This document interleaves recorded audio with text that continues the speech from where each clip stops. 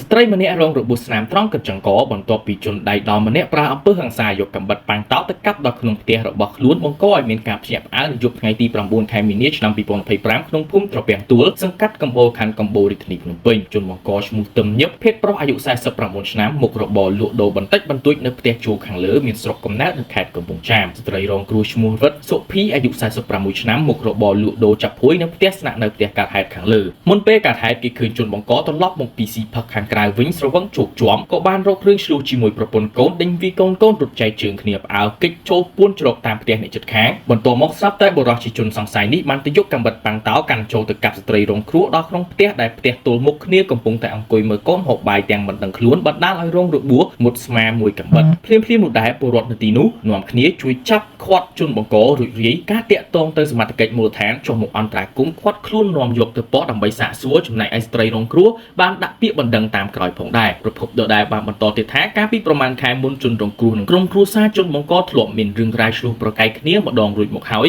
កាប់មែកឈើបោះដាក់គ្នាដោយខាងជនបង្កចោទប្រកាន់ថាក្រុមគ្រួសារជនរងគ្រោះធ្វើអំពើដាក់មកលើផ្ទះគ្រួសាររបស់គាត់បានជាប្តីប្រពន្ធចេះតែឆ្លោះប្រកែកគ្នារហូតមកខណៈពេលដែលកើតហេតុខាងលើជនបង្កគុំគួនក៏យកកាំបិតប៉ាំងតោទៅកាប់ស្ត្រីរងគ្រោះតែម្ដងសមត្ថកិច្ចមូលដ្ឋានបានសាងសំណុំរឿងរួចបញ្ជូនខ្លួនជនសង្ស័យខាងលើទៅកាន់ផ្នែកជំនាញព្រហ្មទណ្ឌនៃអធិការខណ្ឌកំបូរបន្តចាត់ការទៅតាមនីតិវិធីច្បាប់